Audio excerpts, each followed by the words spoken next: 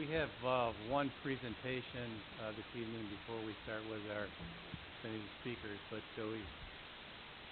yes, you can probably talk from here if you want.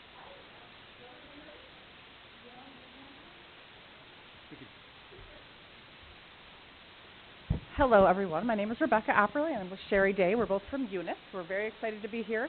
We're not going to take too much of your time because I know you guys have a meeting to take place. So I'm just going to let you guys know about our blood drive that legislator Gooch is sponsoring. He has the posters, and it's on June 19th. It's our United We Give drive. We're heading into trauma season here at Unyts, which means that the area hospitals are going to be desperate for the blood over the summer. So this is why we created this United We Give campaign. So we ask that you get the word out about the blood drive. On June 19th, you can go to our website as well and take a look. Everyone gets a free t-shirt who presents to donate blood. But Unyts also has a whole other side. We are an organ, eye, and tissue and community blood center. So I'm going to turn it over to Sherry, who has a wonderful story to tell. While you're listening to her story, we just ask if you're not on the New York State Donor Registry that you consider afterwards. So here's Sherry with her story. Thank you, everyone, for listening. My name is Sherry Day, and I've been working for Unyts for about 2 years. And I'm honored to talk to you today about my connection with organ and blood donation. I'm going to preface my talk to say that my journey is very emotional, so I've had to eliminate a lot of details. But my husband, who was a police officer for the town of Tonawanda, he celebrated his 51st birthday last October. He didn't want much, just a nice dinner at home with his wife and kids and a homemade banana cream pie with a chorus of happy birthday. It really doesn't take much to make him happy, but it did take a whole lot for him to get to where he is now. Tim has faced death more times than I care to count. To this day, there are still emotional and physical challenges, but we are working through it all together. Our journey essentially began in 2010, when after a few years of gastrointestinal issues, my husband was diagnosed with ulcerative colitis, and then he had his colon removed in 2012 at the Cleveland Clinic. Upon returning home after his surgery, he never fully recovered. Within a few weeks and just following his mother's passing, he was readmitted to the hospital with pneumonia, which was determined to be caused by an autoimmune disease. This autoimmune disease continued to ravage his body and ultimately destroyed his heart, and he needed a heart transplant. I remember the moment I found out, and I basically collapsed to the floor. I had no idea what we needed to do, where to start, or even start thinking about it all. I just knew that I was overwhelmed and devastated for my husband, for me, and my kids. Knowing my husband wanted to remain as close to family as possible, we decided on the closest transplant center, which was Strong Memorial Hospital. My husband stayed at Strong with a catheter delivering medicine directly to his heart in hopes of prolonging his life long enough to receive the gift of transplant.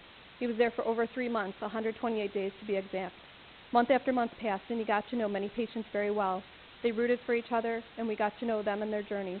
We were all in the same boat, riding the waves of transplant, hoping for the day when the nurses and doctors would stop in our room and say, "We aren't giving you a meal today."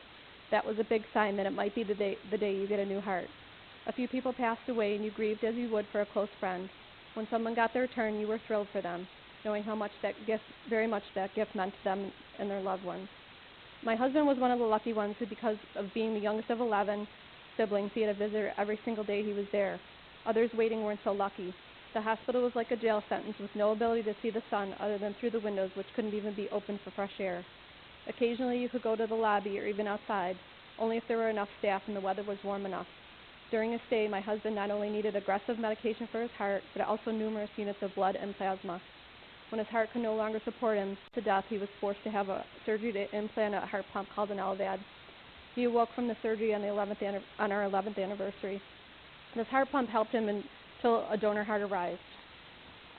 However, his heart, that LVAD failed, and he had to have another one implanted in 1 week after.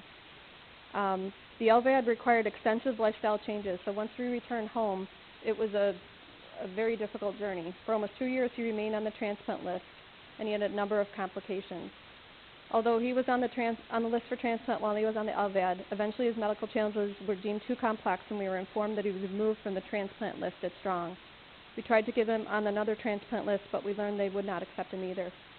We were losing hope until a friend of mine, who had urged us to go to Massachusetts, Harvard Hospital, Massachusetts General, he told us that we should try that facility, and they did. They took us.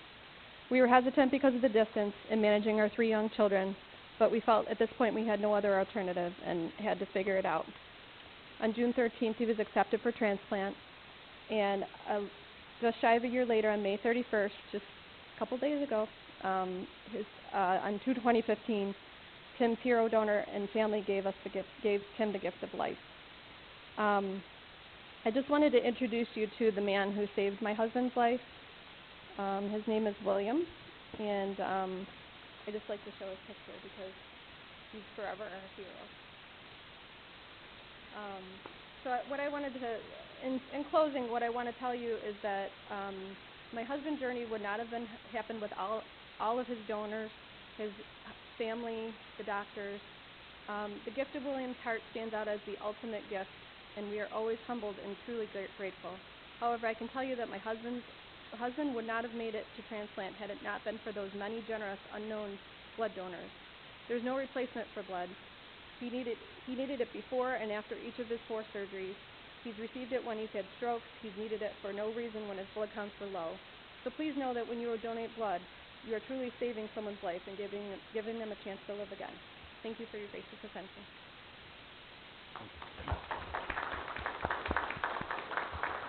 You mentioned the day that this blood drive is happening. I went through. I didn't see it in your paperwork. We have some posters. I can send more as well. It's on June 19th, and it's from 3 p.m. to 7 p.m.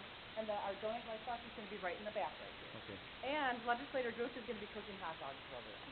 So, thank you for and thank you all for letting us chat through and see you. Okay.